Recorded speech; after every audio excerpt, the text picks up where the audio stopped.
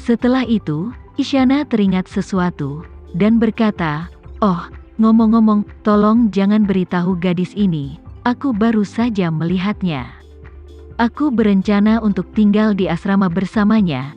Jika sampai telinga orang lain, mereka mungkin berpikir bahwa saya punya rencana lain, dan mungkin tidak wajar berteman dengannya di masa depan." Beberapa pemimpin sekolah dengan cepat setuju. Lagi pula, ini adalah cicit jauh Thomas. Dia bisa datang ke Jakarta bersama Thomas dan membiarkan Thomas secara pribadi mempercayakannya ke sekolah. Semua orang sangat mementingkan dirinya.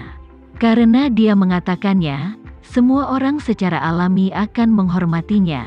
Isyana akhirnya menghela nafas lega, dia tersenyum sedikit, dan berkata kepada yang lain, "Kalau begitu mari kita bicara dulu, aku akan turun dulu." Lalu dia berkata kepada Thomas, "Kakek, jika tidak ada yang lain, aku akan turun dulu." Thomas secara naluriah ingin berdiri dan menyuruhnya pergi, tetapi untungnya istrinya yang berada di samping dengan lembut menarik ujung bajunya, dan dia akhirnya sadar kembali, dan dengan cepat berkata, "Oke, kalau begitu turun dan jalan-jalan dulu." Isyana mengangguk, lalu berbalik dan berjalan keluar pintu. Setelah meninggalkan kantor, sudut mulut Isyana langsung menoleh ke samping, dan dua lesung pipit muncul di wajahnya yang sangat indah. Tapi dia berpikir dalam hatinya, bagaimana melakukan verifikasi terakhir, untuk akhirnya memastikan bahwa Tama di formulir aplikasi adalah Tama yang ingin dia temukan. Dia berpikir dalam hati, cara terbaik adalah menelepon Tama dan mendengarkan suaranya. Aku masih ingat suaranya. Selama dia berbicara, aku pasti akan mengenalinya. Panggil, jika kamu memanggil dirimu sendiri, mungkin Tama akan mengenali suaramu. Namun, jika kamu menelepon diri sendiri dan tidak berbicara, kedengarannya layak, tetapi akan terlihat sedikit aneh. Jika Tama memikirkannya selangkah lebih jauh, dia mungkin menemukan sesuatu yang tidak biasa. Jadi, setelah memikirkannya, dia merasa bahwa dia harus mencari orang lain untuk menelepon Tama, dan membuat alasan yang masuk akal sehingga Tama tidak akan ragu setelah menjawab panggilan tersebut. Jadi, dia bergegas ke bawah, dan di dalam iring-iringan mobil, dia menemukan pengurus rumah tangga keluarga Thomas yang menjemputnya di bandara. Pengurus rumah tangga ini telah membantu Thomas mengurus rumahnya di sini di Jakarta. Karena istri Thomas dibesarkan di Jakarta dan sangat menyayangi tempat ini, dia secara khusus memilih salah satu dari tim pengurus rumah tangga Malaysia. Pengurus rumah tangga yang penuh perhatian datang. Isyana telah melihat wajah pengurus rumah tangga, dia adalah orang yang setia dan jujur. Jadi, dia langsung mendatangi pengurus rumah tangga dan berkata, "Bik Nimas, bisakah kamu membantuku?" Bik Nimas adalah seorang wanita paruh baya berusia 50-an. Dia dan keluarganya bersama di keluarga Thomas, dan dia masih sendirian di usia 50-an. Dikatakan bahwa ketika dia dan keluarganya mengalami kekacauan di Asia Tenggara, keluarganya hampir meninggal di negeri asing. Thomaslah yang membawa keluarga beranggotakan 4 orang ke Malaysia, dan memberi mereka kehidupan dan pekerjaan yang stabil. Oleh karena itu, dia sangat tulus kepada keluarga Thomas, dan adik perempuannya juga bekerja untuk keluarga Thomas sekarang. Melihat Isyana meminta bantuan, pengurus rumah buru-buru berkata dengan hormat, "Nona Isyana, jika ada yang harus saya lakukan, katakan saja." Isyana bertanya padanya, "Anda pasti punya nomor ponsel lokal di Jakarta, benar?" Bik Nimas buru-buru berkata, "Iya Nona Isyana, saya punya. Ada kartu ponsel lokal di Jakarta, dan ada juga kartu ponsel Malaysia." Isyana mengangguk, dan berkata, "Tolong bantu saya menelepon seseorang Bik." Setelah panggilan tersambung, beritahu dia bahwa Bibik akan segera keluar. Dan biarkan dia letakkan kurir di pusat properti dan ambil sendiri saat Bibik tiba di rumah. Dia pasti akan memberitahu Bibik bahwa Bibik salah orang, jadi Bibik hanya mengatakan maaf dan Bibik mungkin telah memasukkan nomor yang salah, lalu tutup saja. Oke Non, jawab Bik Nimas. Isyana berkata, saya akan meneleponnya. Menyerahkan telepon ke Isyana, Isyana memasukkan nomor telepon Tama di atasnya. Kemudian, dia mengembalikan telepon ke Bik Nimas. Bik Nimas mengambil telepon dan menekan tombol panggil. Setelah mendengar 2 nada notifikasi, suara Tama datang dari telepon, "Halo, halo." Hanya 2 kata ini membuat mata gelap Isyana, matanya langsung berkedip dengan tampilan yang berbeda. 3 kata inilah yang membuatnya yakin bahwa Tama inilah yang menyelamatkan hidupnya di Eropa Utara di ujung telepon. Tama yang berada di ujung telepon baru saja membeli beberapa aromaterapi untuk Bibi Ratih, dan yang lainnya untuk ditempatkan di rumah baru mereka. Awalnya untuk merayakan pindah rumah, jadi kado yang dipilih umumnya adalah beberapa oleh-oleh yang cocok untuk rumah baru. Aromaterapi adalah sesuatu yang paling disukai wanita, jadi Tama memilih beberapa aromaterapi kelas atas sebagai hadiah.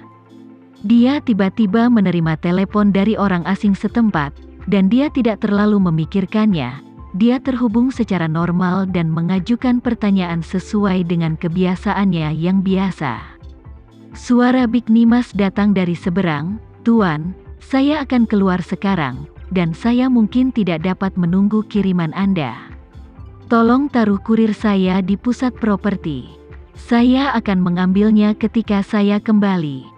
Tama berkata dengan santai, "Maaf, Anda mungkin telah memutar nomor yang salah."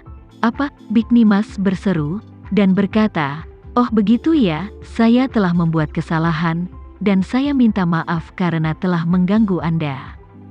"Tidak apa-apa," Tama juga berkata tanpa basa-basi lagi, dia menutup telepon.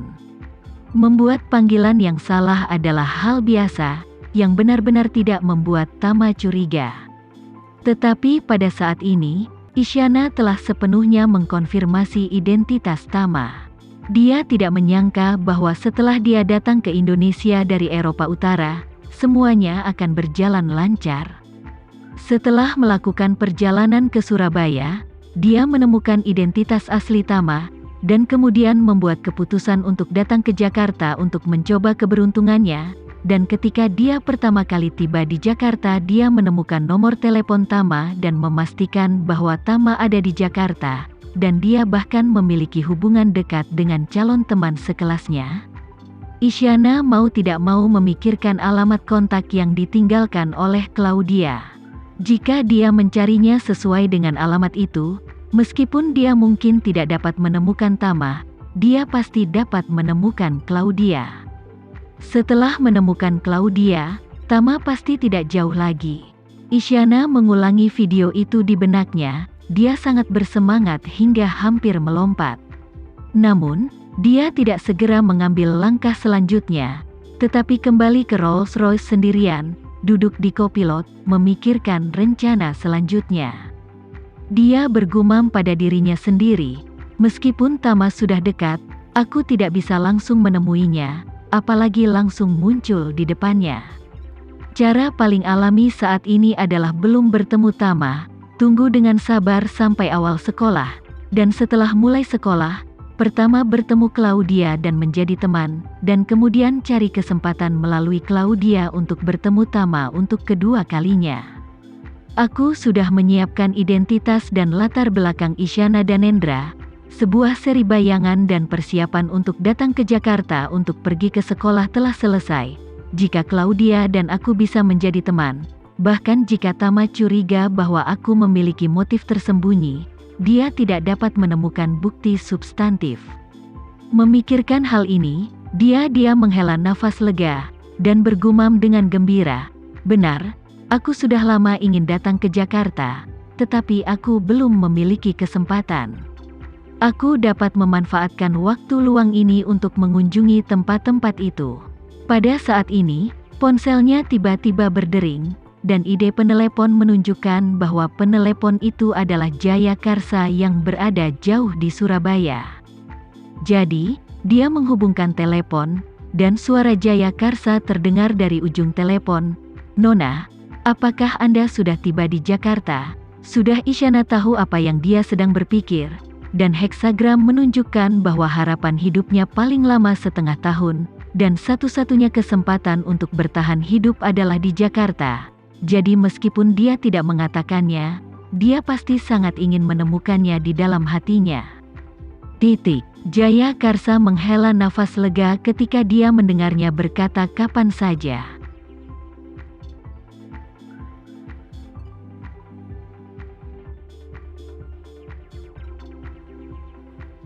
Sekian dulu ya video kali ini, kita lanjutkan lagi videonya di lain waktu. Oh iya, bagaimana menurut kalian? Semoga bisa sedikit menghibur kalian semua. Untuk teman-teman yang baru nonton jangan lupa subscribe ya hehehe. Dan kalau teman-teman ada yang ingin gabung langganan bisa langsung gabung saja untuk dapat fitur yang menarik dan sedikit membantu Mimin.